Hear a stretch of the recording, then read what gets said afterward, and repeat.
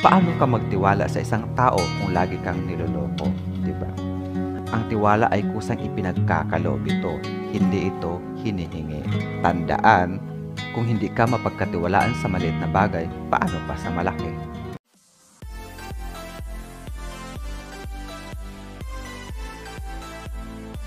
Aminin na natin ang katotohanan na lahat ng magjowa o magkarelasyon, kahit na nagmamahalan sila, ay katagalan umaabot sa punto na nagdududa sila kung nasa tamang tao ba sila, or shall we say, tama ba ang taong pinakisamahan or minahal nila. Normal lang naman na maisip natin minsan kung nasa tamang mga kamay ba tayo, lalo na pag dumating sa punto na magkaroon or nagkakaroon na ng misunderstanding or mga pagsubok sa relasyon. Ikaw ba? Nakaranas ka ba ng pagdududa sa partner mo? Or hindi mo na kailangang mangamba? Or umabot na sa punto na feeling mo may mali? Diba? Paano ba natin masasabi or malalaman that maybe we are at the wrong person? Well, on this video, ay matutulungan tayo na timbanging mabuti if we are at the right or wrong person. Alamin natin ang mga signs na maaaring nasa maling tao tayo na nakikipagrelasyon, di ba? Una, palagi ka na lang hindi masaya. Saklap, ang lungkot. Tandaan mo na ang magkarelasyon ay dapat laging masaya. Yes, may mga pagsubok at problema, but it doesn't mean na mas maraming lungkot at hirap kaysa saya. At ang pagkakaroon ng partner ay dapat yun ang pinakamasayang yugto ng buhay mo. Kaya nga kadalasan, gusto nating mag-asawa sa taong gusto natin kasi alam natin na magiging masaya ang buhay natin, hindi magiging miserable. Hindi yung magjowa ka para magiging miserable ang buhay, di ba? Kung parati ka na lang hindi masaya habang karelasyon mo siya, ay maybe you are at the wrong person.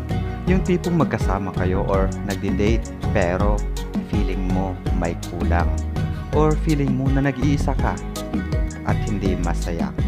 Lalo na kung habang nasa date kayo, pero mas inaatupag pa niya ang cellphone niya kaysa sa'yo. Alam ko maraming relate dito, di ba?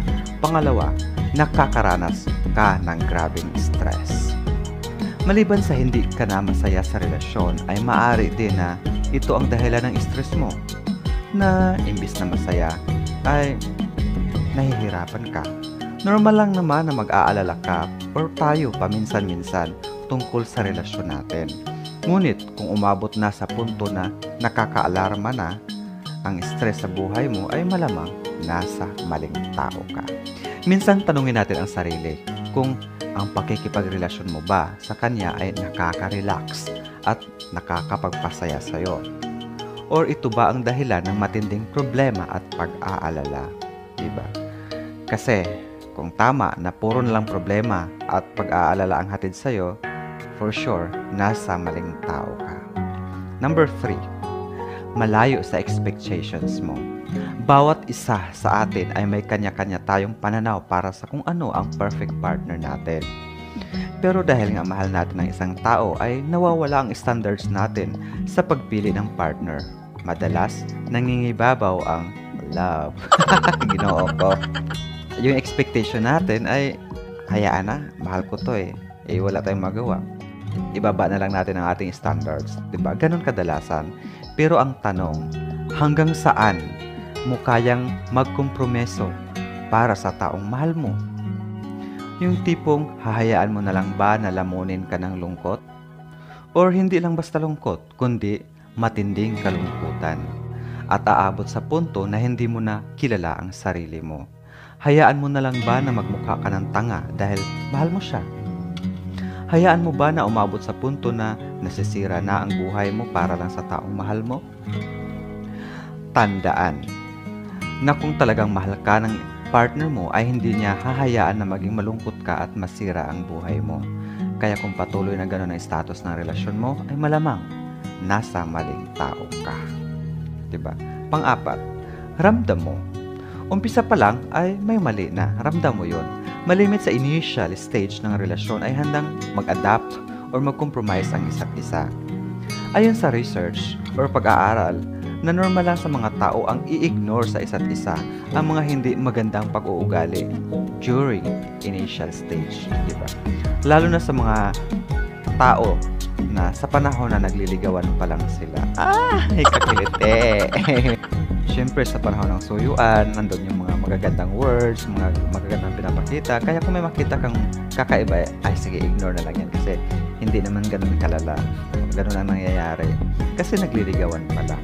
Maraming kaso kasi sa pangyayari na kahit nakikita mo na ang mga pangit tungkol sa kanya ay sige ka pa rin. Kasi nga, mahal mo siya or gusto mo at iniisip mo na maaari pa siyang magbago. Pero, paano pag hindi?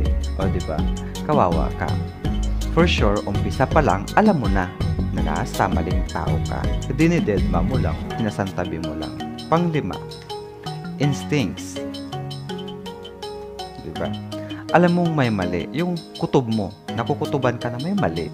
Hindi mo lang matukoy kung ano kaya ito. Diba? Minsan, mas okay din na makinig tayo sa kung ano ang instincts or nararamdaman natin or sinasabi ng utak at puso natin.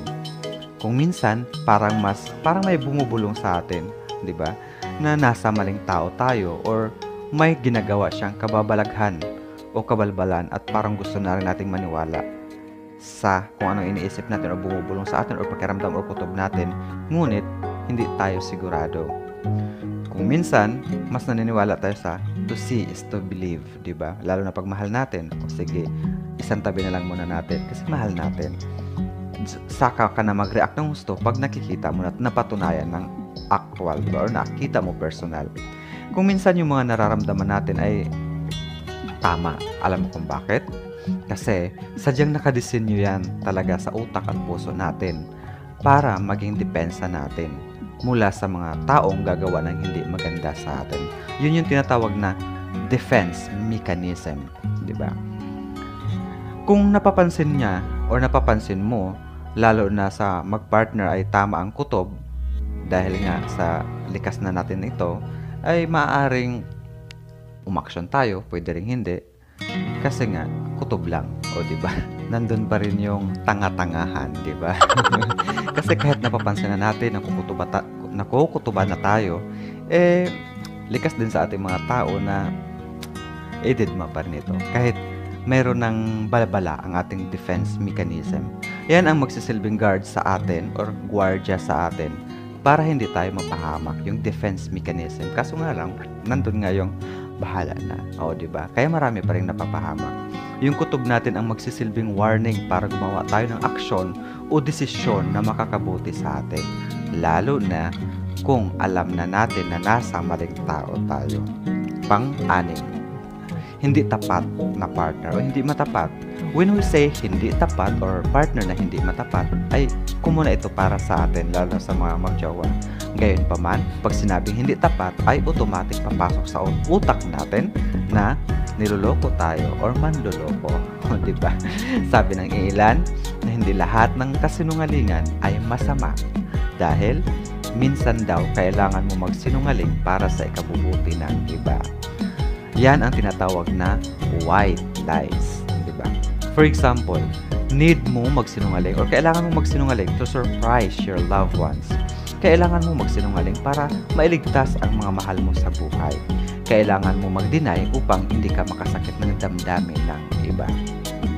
Pero, laging tandaan, hindi lahat ng white lies ay makakabuti. Dapat alam natin sa sarili na wala tayong naagrabyadong tao. Huwag kang gumawa ng hakbang na ikakasira sa kapwa mo. At huwag kang gumawa ng hakbang na pagsisihan mo sa bandang huli. Para sa iba, normal na sa kanila ang magsinungaling. Ang hindi nila alam or hindi nila naiisip na makakasira ito sa relasyon nila. Kasi iniisip nila, hindi naman tumasamay kasi white lies. But then, hindi lahat ng white lies ay nakakatulong. Yung iba kasi, kagaya sa mga surprise, hindi rin lahat ng tao mahilig sa surprise kasi nga, yung tinatawag nilang nauwi sa prank. It's a prank!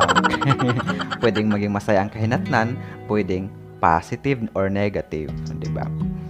Paano ka magtiwala sa isang tao kung lagi kang niloloko, di ba? Ang tiwala ay kusang ipinagkakaloob ito, hindi ito hinihingi. Tandaan, kung hindi ka mapagkatiwalaan sa maliit na bagay, paano pa sa malaki, 'di ba? Kung ikaw, lagi mo siyang nahuhuli na niloloko ka, tatagal ka pa ba?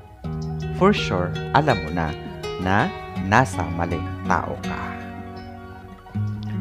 7. Magkasalungat. Naranasan mo ba na lagi kayong magkasalungat ng partner mo or jowa mo or asawa mo? Yung tipong lagi kayong magkakatampuhan or nagkakatampuhan o nag-aaway dahil hindi pareho ang gusto. Madalas, pag magkasalungat kayo ng gusto o desisyon ay mauuwi ito sa away or bangayan. Naranasan mo ba ang laging kinukontra ng jowa mo ang mga suggestions mo, plano sa buhay at desisyon sa buhay? Yung tipong imbis na i-motivate ka niya o tulungan or palakasin ang loob mo, ay siya pa ang pinakaunang kritiko o man-discourage sa'yo. Yung tipong imbis na suportahan ka ay siya pa ang kumakalaban sa mga magagandang plano mo sa buhay. Yung tipong nawawalan ka ng gana dahil ganun ang partner mo, imbis na pagaanin niya yung nararamdaman mo, hahayaan ka lang niya, di ba? Sa tingin mo ba, nasa tamang karelasyon ka? Kung kitang-kita mo na lahat, binabaliwala ka lang niya, nasa tamang karelasyon ka pa rin ba? Yung tipong ramdam mo na ini-ignore ka niya, parang wala man lang support o walang emotional support o moral support, kung ano man yung support na yan na kailangan mo, wala pa rin. Sa tingin mo ba, sa tamang tao ka pa rin? Hello? Obvious naman na magkaiba kayo ng mga kagustuhan sa buhay kaya hindi kayo magkasundo. Kaya paano mo masabi na you are at the right person? Hindi porket libre ang magpakatanga ay araw-arawin mo na. Klarong-klaro naman na nasa maling tao ka.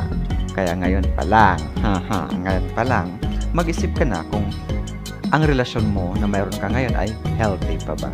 Diba? To make it clear, ang magpartner ay dapat nagdadamayan, nagsusuportaan, at ang bawat isa hindi naghihilahan pababa. Diba? Nagmamahalan at dapat hindi magkalaban. Nagtutulungan, hindi dapat magkanya-kanya. Ang totoong nagmamahal, hindi mo kaya makitang nahihirapan at masaktan ang partner mo dahil ikaw ang unang masaktan pag nakita mo siyang nahihirapan. Ikaw ba? Ikaw? Anong klaseng relasyon meron ka ngayon? Nasa tama o mali ba? Mag-comment sa baba para naman alam namin. Alam ng iba. Di ba? Chismoso lang ang peg. So, thank you and see you on my next video.